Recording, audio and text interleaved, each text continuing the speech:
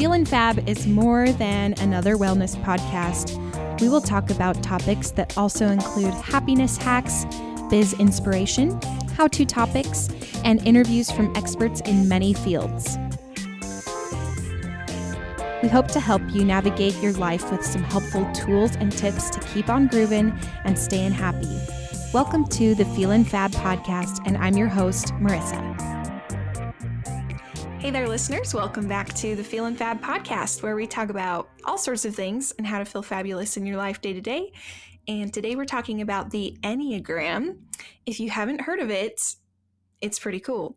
And I actually have my friend Gabrielle here with us to talk about what it is. She's an Enneagram coach, and so she's going to tell us a little bit more on how knowing your Enneagram can help you through life and business, and how to find out which type you are, and all sorts of good things. I'm super excited. She has done some really cool classes for my team in the past, and I think it's just really empowering to know your strengths and how to succeed in your business and life. So welcome to the podcast, Gabrielle. Hi, thanks for having me. Yeah, I'm so excited. I know you've done a few podcasts before, and I'm just super excited to talk about this subject with you. I have lots of friends that love the Enneagram. I have lots of friends who have no idea with what it's about. So Totally. maybe that's a good place to start. Why don't you tell us a little bit about what the Enneagram is and why it's like everyone's obsession these days. Yeah, the Enneagram in and of itself has a very robust history. No one really knows like when it started, but I mean, you can look back to like BC times, and you can look back into like Greek writings, and just really see the Enneagram, just themes of it all throughout. But the Enneagram that we all know and love today is called the Enneagram of Personalities. It really started to come to the West, I would say, probably in like the late 18, or I would say 1900s. But the Enneagram of Personalities, where there's a huge psychology component to it, I think really became more popular probably in the 70s. But the Enneagram is, it's just such a fantastic way for us to really unlearn a lot of things that we've carried around with us for a really long time. So if you guys are aware of like what your subconscious mind versus your conscious mind is, and just how we operate as humans, 95% of our brain activity is beyond our conscious awareness, meaning we make a lot of our decisions, and how we think and how we feel stems from our subconscious mind. And so a lot of the times, if you think about that, that's pretty crazy. And so basically, we can be doing things, thinking things, feeling things, and not really be aware of them. And so the Enneagram it just helps us do that. It helps us really become aware to our thoughts, our feelings, our behaviors, like what's driving them. So you can kind of think of the Enneagram as like an internal GPS of just this map to your soul, or like to your inner being. Just really helps you expose the lies that you've told yourself, or the beliefs that you've carried around since childhood, which, you know, that is essentially our personality, because we are not our personality. Our personality is a mask that we've put on, a lot of the times to cope or protect ourselves from something, to keep us safe, because our body's main purpose is to keep us alive and well and safe. But then just really, it helps you just really start to do the inner work of journeying back to your true essence. Just the you that you truly are, rather than the adapted self that you've kind of formed and created to kind of get through life. That's awesome. I love how you were talking about like unlearning. I think many of us just grow up in this bubble of perception. Mhm. I know it's like for me, I have learned a lot just getting outside of my bubble, where that, might be literally like, traveling to new places, but also being friends with people that aren't necessarily the exact same opinions and beliefs as me. So I Hmm. think that that's really cool. We can do a lot of unlearning by Yes. changing our surroundings and just by educating ourselves more and trying to learn a little bit more about ourselves. And as I've been learning about the Enneagram, it helps me be aware. Um, I'm a 7, so Okay. uh, so it helps me be a little bit more aware of my choices before I make them, because I know my tendencies, if that kind of makes sense. Yes. Yeah. Yeah. Because we can all have these. Um, I don't know how I want to say it, but we can all have these like impulses. I mean, I guess just going from what you said, a 7, right? Like sevens can have these impulses to go do the next exciting thing or go fill themselves up with a stimulating experience. And it's all because that is how a 7 feels safe or feels fulfilled or feels satisfied, and it stems back to childhood, and we'll kind of get into Mhm. that a little bit today, but is that resonating with you? Oh, yes. Like, one of my biggest things is I am a people pleaser, and I think, Mhm. that can be a great quality, but I also like I don't know how to say no. And throughout my life it's kind of been a dagger in in my life because I love to say yes to people and say yes to everything, but then I Yeah. tend to spread myself thin to where I can be flaky sometimes, to the point in where high school, like you were saying, I had a friend tell me like, I ended up saying yes to, some sort of practice after school and this and that, and had to end up canceling on my plans with my friend. And she said, like, stop saying yes if you're going to say no to me later. And it really Mhm. made me think about the things that I am doing. So, anyways, when I started looking a little bit more into the Enneagram a few years ago, I learned that people with the same tendencies as me love to say yes, and I think that that can be great in a lot of ways, but I have to be careful too, because if I say yes to everything, I know it can damage my relationships and spread me too thin to where I'm completely stressed out or getting sick all the time. That was my college life, was that I was doing so much that I was just, my immune system couldn't handle it, and I just got sick all the time because I was doing too much. That is so tough. And it's interesting because those who are listening, you might not be a type 7, but you might be really resonating to what Marissa's saying.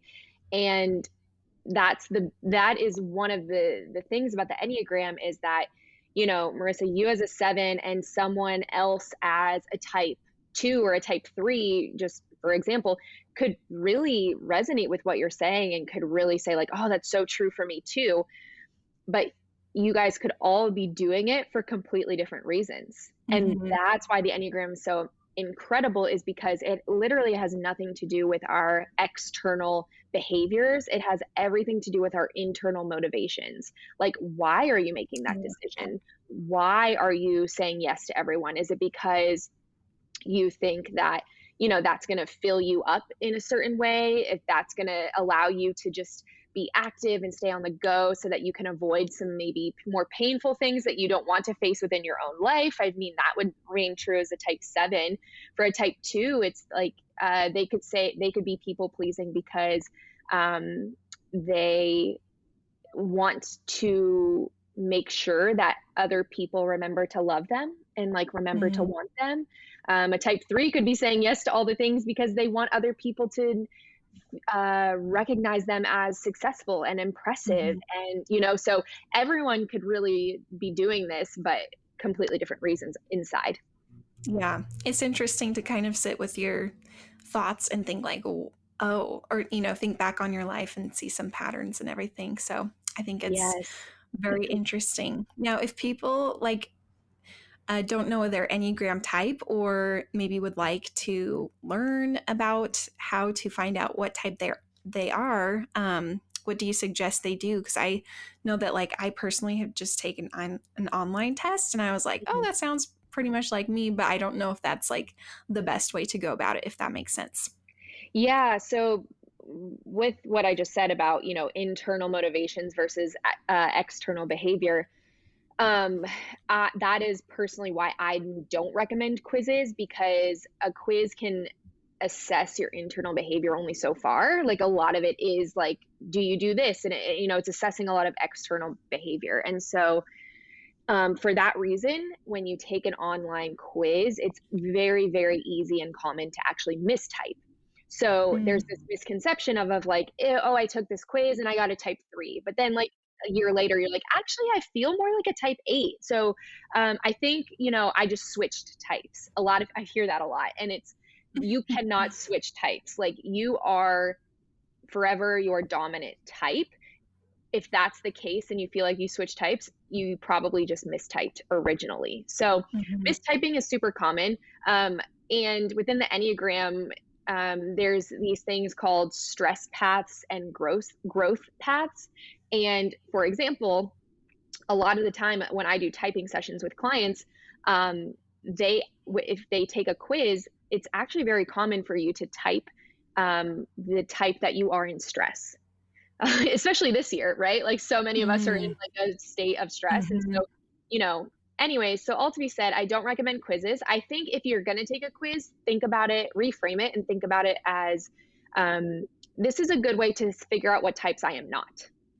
And then a good way to find your type is I first recommend reading about it. So there's so many books out there. I think a beautiful, simple one to start with is called The Road Back to You. And it's a great way to start to just read about all the types and really just start to observe yourself. Has this been the most true for me most of my life? And really just start to observe yourself in that way. And usually the type that you are is the type that when you read it, you feel really exposed. You feel really like, oh, that I hate this. Like I don't want this to be me. Is usually when it is your type, or at least a type that you should explore a bit more. Because if we're feeling exposed, if we're feeling some shame, if we're feeling some like cringiness, it's usually like that's probably within you, just very buried in your shadow. And you need to kind of explore that more to be, real with yourself and present with yourself. And then another thing I would say is a lot of the times when people who come to me to do a typing session with me, it's like they've done the work, and they're like, I still see myself between like 2 or 3 types, and I just like can't figure it out. So that's what I do. It's part of one of the services I offer. And I just take people through a really unique typing process to help them find clarity and assurance and just, take the second guessing work out of it. Perfect. I love that. I'm excited to read that book. I wrote it down, so I'll include that with the show notes if anybody else would like to check out the book recommendations. And of course, your coaching would be super helpful too. Yeah. So there is 9 Enneagram types. Is that right? 9? Yep. You got it. And so maybe do you want to just like briefly touch on like the different types, maybe their core fears and core desires? And since I know that you love essential oils as well, maybe you could also include an essential oil recommendation for the different types too. Yeah, I would love to. So there's something within the Enneagram called the core motivations. This is the meat and potatoes of how you're going to find your type. I'm going to go through 2 of them today, like Marissa said, the core fear and the core desire, because this is a really good place to just start and start observing yourself. So I'm going to start with the Enneagram 8s, actually. So the Enneagram 8, their core fear is being weak, powerless, controlled, or being seen as vulnerable, or left to the mercy of injustice. Their core desire is to protect themselves and those within their inner circles. So I'm going to kind of stop there, but if you explore more, really looking at like the core weakness, the core longing, these are things that are going to help you see where you've been stuck a lot of your life within this cycle. And this is heavily what I go through in coaching. So because of that core fear and that core desire, an oil that I would recommend for type 8 is Clary Calm. Emotionally, as you become, as you explore becoming more vulnerable, this oil just really helps ease that fear of rejection. And it helps you start to receive like warmth and support because eights have this thing of like, I, um, I need to be the protector and rather than receiving protection and receiving support. So it just helps, encourage feelings of empathy. And you could apply that over your sacral area, so like your upper stomach or on your wrists. And that would be just a really powerful rhythm to implement into your life. Super cool. I love it. Yeah. Okay, so Enneagram nines, their core fear is being in conflict, feeling separate from others, if they feel uncomfortable, or if they also fear being overlooked or feeling unimportant. So their core desire is to have inner stability and peace of mind.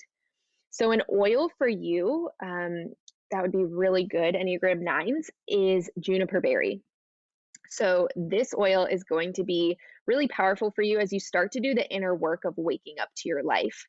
Nines have a tendency to avoid a lot of things within their inner life and also avoid things within their outer life, their external life. So they do a lot of avoiding and numbing out. So juniper berry really helps encourage you to face your shadow, face your fears, and maybe issues that you've avoided. So Awesome.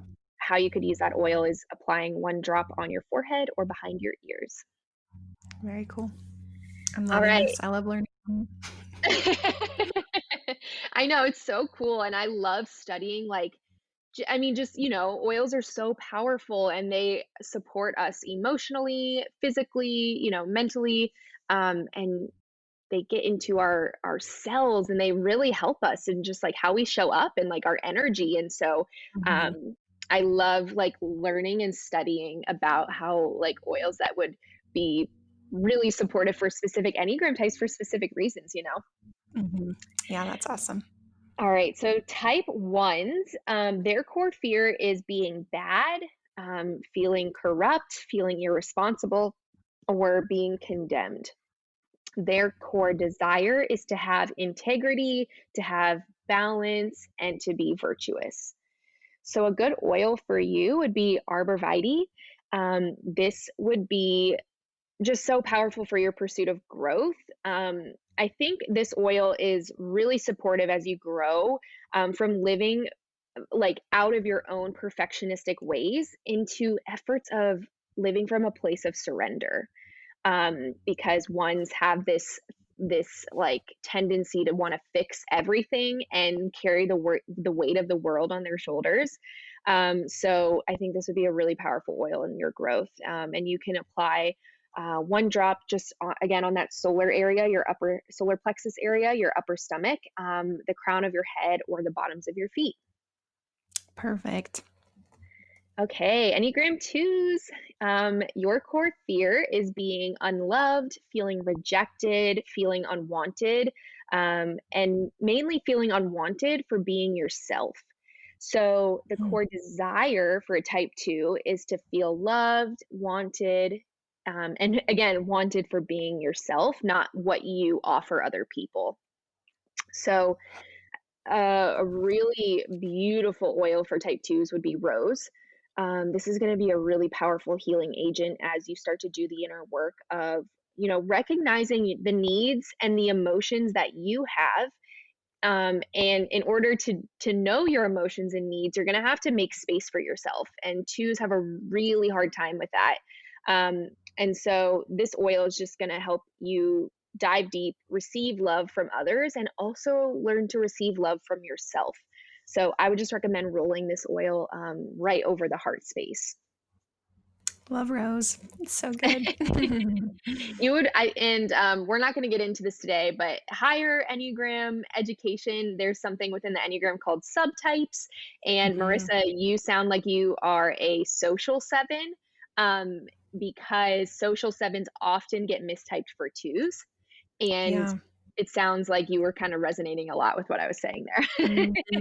Yep. So yeah, you would also Definitely. benefit from that too. Cool.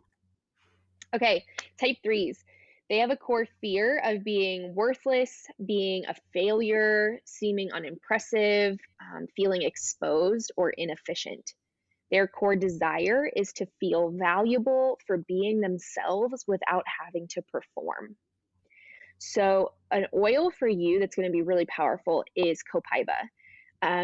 This oil is the oil of unveiling in the emotional world. So, this oil is going to really help you as you begin to do the inner work of pushing away the facades, taking off the masks that you've put on to morph yourself into whoever you need to be to, make people think you're successful, and really stepping into your authentic self. So yeah, this oil just helps you really dig deeper into self-awareness, and maybe reveal unresolved pain within your mind, heart, and body, and really help you understand the root of your shame. Threes really struggle with shame. So, yeah, I would just say use 1 drop diluted over your solar plexus or the bottoms of your feet and really start to implement that into your daily practice. Cool, cool. Okay. Enneagram 4s, their core fear is being plain, being ordinary, maybe emotionally cut off, feeling flawed or abandoned. And their core desire is to find themselves and their unique significance. So, an oil for you in your inner work is, I'm going to say it how I would say it, but I think it's pronounced something else, Manuka. But we learned at convention it's called Monica, but it's Manuka to me. Yeah, I say Manuka. Yeah. So this oil raises your vibrations of what comes in contact with it. So it's a super unique energy within the oil. Just like type 4s, they are just super unique already. So the primary message emotionally that this oil is going to remind you of is that you are known already. Like, you don't have to go find yourself. You are already known. So this oil supports you as you learn that, you don't have to try to be unique. And just also type 4s tend to struggle with holding all of their positive and negative emotions in tension. So this oil is going to help really nurture your soul back to homeostasis, like being centered. So applying 1 drop over the heart, a crown of your head, the forehead, or the base of your spine would be perfect. Nice. I love it. I wish we could get Manuka a little easier. By the way, I love it. I know it is. I feel like I've been hoarding it, saving it, using it very sparingly. If you're not an oily person, it's a New Zealand oil. So we get it sometimes, but it's not accessible all the time.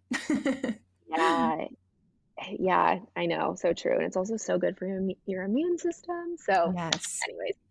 Okay, cool. Moving on to the last 3 types. So Enneagram 5, their core fear is feeling obligated, feeling empty or depleted, incompetent, overwhelmed, or being invaded. Their core desire is to be capable and competent. I always think of type 5s as think about a cell phone, and maybe it's the energy, the battery is gonna almost die, and you plug it in, and usually a phone, charges up to 100. If that phone were an Enneagram 5, if you were to plug them in, they only ever really get to about a 50% battery life. They just have very low energy reserves. So an oil that is going to be super supportive for you as you do your inner work is wild orange. This is going to really help you let go of that scarcity mindset, because 5s tend to have some scarcity around their resources and their energy because they don't have a lot of energy.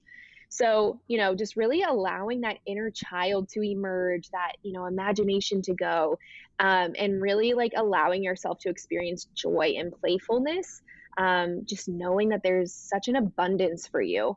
And this oil is going to be a super powerful agent in that. So using 1 drop over your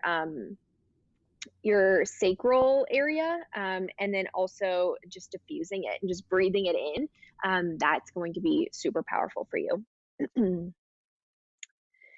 Okay, type 6s, their core fear is fear itself, honestly. They just have such a deep desire to be safe and secure, to have support and guidance. So again, their core fear is just feeling danger, feeling uncertainty, maybe being blamed or targeted or feeling physically abandoned. And then, like I said, their core desire is just to have safety and security, and support. So hands down, adaptive is going to Mhm. be your powerful go-to oil as you learn to really trust yourself in your decisions, as you learn to stand in the truth that like you have an inner knowing and that you can make good decisions for yourself. And as you sixes are the most courageous type, because they have to show up and battle their inner anxiousness every day. So yeah, adaptive, I mean, using it all the ways, like just take a bath in it, you'll love it. Yep. And then type sevens, your core fear is being feeling incomplete, feeling limited, bored, trapped in emotional pain, or like this fear of missing out on something. And then your core desire is to feel fully satisfied and content and happy. So, a really powerful oil for you is vetiver. And why it's going to be powerful for you. And I know you sevens out there are not going to like this, but it's going to really support you in connecting you with your negative emotions. Um, Mm. Sevens want to avoid pain at all costs. So vetiver is going to help you in becoming more rooted in your life and really accessing the roots of these emotional things, these hard, painful things, because that's how you find relief. That's how you find happiness. That's how you find satisfaction. Is going through it rather than going around it. So I would say applying a drop on the bottoms of your feet or the base of your spine is going to be really supportive in your daily practice. Also, it will help you go to sleep because it's a natural sedative. You're like, truth. Oh my gosh. That's so cool. I loved hearing that. Thank you so much. Yeah, you're That's awesome. welcome. Well, I have like one last question for you. So I'm just curious. I know that you study the Enneagram a lot and that you're a coach. Do you like, I don't want this to sound like in a rude way or anything, but when you're like meeting new people, do you kind of like, not like judge them, but do you kind of like, just since you know so much, are you kind of able to pinpoint people like within 5 minutes of talking to somebody for the first time? That's actually a really good question. I've never been asked that before. I try not to do that because the Enneagram is so personal that knowing what I know about the Enneagram, I never want to put someone in a box. And also, if I'm speaking to someone that like has never heard about the Enneagram, I never want to put my projections onto them. Mm-hmm. So I usually end up waiting until to see if it comes up. And Mm-hmm. then at that point, if it comes up, then I'll usually talk about it. Or like, if someone asks me what I do and I just say I'm an Enneagram coach and this is what I do, then I'll usually, if there's like an entrance in that way, then I'll usually, ask because because it's a hard thing for me. I don't really want to ask people their types. Just because it can be personal and it can be Mm-hmm. painful too for some people. So I really try not to, and I really try to be open. I'm an Enneagram 9, and so I think that's a gift that I actually have is just being very like open and being very acceptive or accepting. Acceptive, is that a word? Sure. It is now. Accepting.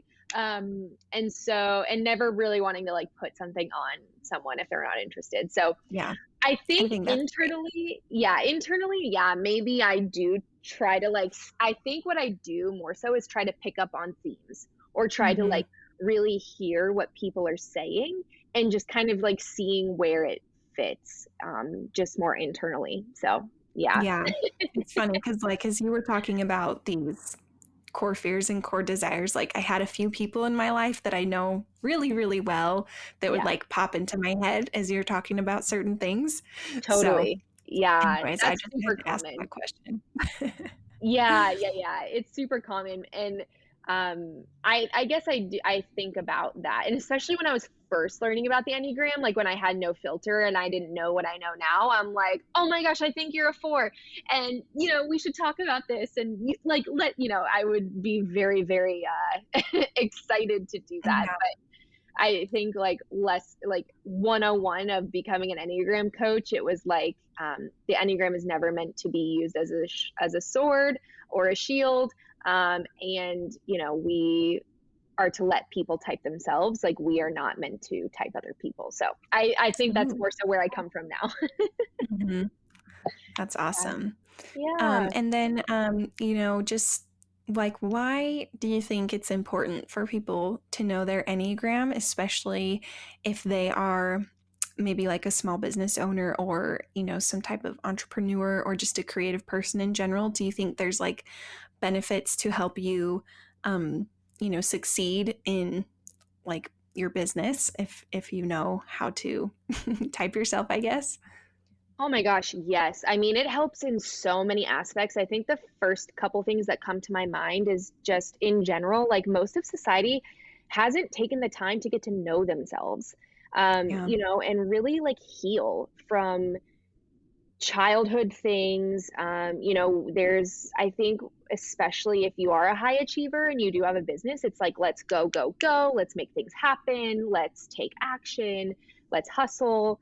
And I just think that if you own a business and you don't know yourself, it's going to be really hard because there's going to be a lot of blocks that you're coming up against. There's going to be a lot of limiting beliefs that are keeping you stuck and small and holding you back. And also just like there's can be a lot of lies that we believe about ourselves, and then we're operating out of those lies. We're operating out of our own hurt and our own perspectives, whether it's real or not. So I think that's the largest way, but also, I mean, there's so much we could get into, but within the Enneagram, there's something called stances, and this really helps you understand your energy levels. Like, are you a person who can get into action really quickly? Are you a person that tends to withdraw more? Are you a person that tends to like do some unproductive thinking where your mind's constantly spinning, yet you're never really like actually getting into action and doing anything about it? So there's just a lot there. But I think, especially for me, the biggest thing, like as an Enneagram 9, like I am the least likely person to have a business, truthfully. Like I never even thought about having a business. I never even thought that it was something that I could even do. Like I genuinely Mhm. didn't believe that was possible for me. But learning about the Enneagram and learning about my energy and learning about just what feels aligned with me and what I feel capable of doing and what's appropriate for me, it's just given me such permission to run a business how feels good to me. And quite frankly, that's very, very opposite from the messages that you hear in society of like, you got to be a hustler, you got to go till you're dead, you can't Mhm. sleep. And I know that that's not everyone's message. I just think that that's very common, and a very society conditioning message. Yeah. But for me, just giving myself permission to know that like this is how I work and this is how I line, and like the offers that I offer are solely out of because I know I'm an Enneagram 9 and what I'm capable of doing and what I just don't feel like I have the energy to do. So I think it really helps cultivate and curate how I run my business and even the offers I offer people. That's awesome. Well, Yeah. thank you so much for sharing just a little bit with us. And maybe we'll have to have you back on a follow up episode sometime. We can talk more about a different topic. But I'm super excited for the people that have never heard about Enneagram before to dive in a bit more. For the people that have heard of it to, just have that friendly reminder to spend some time learning about yourself. I think that's really valuable. So, anyways, Gabrielle, if people would maybe be interested in some coaching from you or just want to follow you around on social media, can you just tell us where people can find you? Yeah, so my Instagram is just at Gabrielle Westbrook _. So it's just the spelling of my name. And I'm mostly there. So, you can get free Enneagram education there. Send me a message, say hi. I can help kind of guide you throughout my page and, what you're looking for. And then also, the link in my bio is to my website. My website is hopehealers.com. And you can go to my website and just check out, a little bit more about me. And then also, services that I have. I have my Enneagram typing services up on my website, but I don't have my coaching offers up on my website because I like to do consults with people just to really hear about what they're going through, what's important to them, and then also, see if coaching is a good fit, if it would be beneficial for them. So you can always also sign up for a consult through my website. Perfect. Awesome. Well, thank you so much. And everyone out there, make sure to go give Gabrielle a follow and give her some support and some love as well. We hope you have a fabulous week and stay tuned for next week's episode. Don't forget to rate and review the podcast if you're enjoying it. We super appreciate the help. Thanks, Gabrielle. We'll catch you next time. Thanks for having me. I really appreciate it.